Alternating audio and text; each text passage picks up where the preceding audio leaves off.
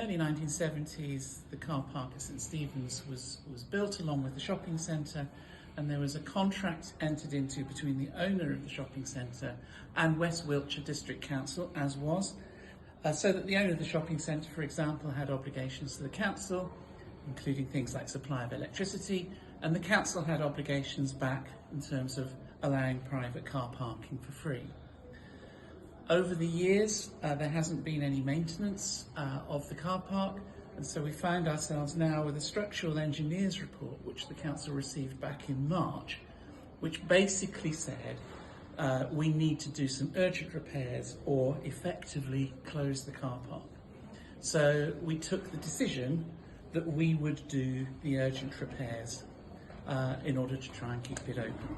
But the situation remains that the agreement is for free parking is between the council and the owner of the shopping centre. We considered a number of options. The first is basically do nothing, which would mean effectively closing the car park, but that then means that we would have to compensate the owner of the shopping centre for breach of covenant. The second is to look to just close and demolish the car park. We would still have the obligations to the owner of the shopping centre. And clearly demolition is quite costly because it's in a constrained area in the centre of town. The third is to reconstruct the car park. Well, we would still then have the demolition costs. So we then also looked at, could we acquire the freehold of the shopping centre, because then the covenant would become between us and ourselves. But that would rather depend on the desire of the owner of the shopping centre to dispose of the freehold, and it still doesn't actually address the car park problem, because we would still have to then consider whether we demolish and reconstruct. Or the other option we looked at is to dispose of the car park to the owner of the shopping centre. So there is a set of commercial negotiations underway, so I'm fairly restricted in terms of what we can say. But that is the option which is best, we think, for the taxpayers of Wiltshire. The car park is going to have to undergo a set of fairly substantial repairs in order to keep people safe.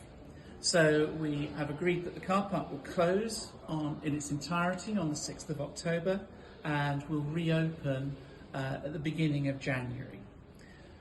After that, we intend the car park to remain open while the leisure centre on the top of Castle Place remains open, and when the new leisure centre in Trowbridge opens up, then we'll transfer everything across.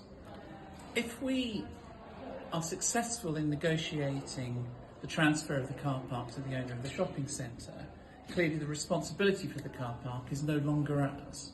So it becomes entirely up to the owner of the shopping centre in what they choose to do with that site. Trowbridge is really unusual in that it is the only settlement of any size, like comparable towns, which has free parking, which is paid for by Wiltshire Council. So other places like Cllr, where I live, has free parking, but what happens there is that the town council pays Wiltshire Council for that.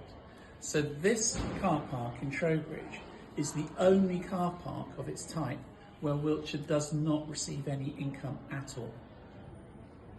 What happens next is that the proposal to look at disposal of the asset goes to Cabinet, and we'll be discussing that at the beginning of October.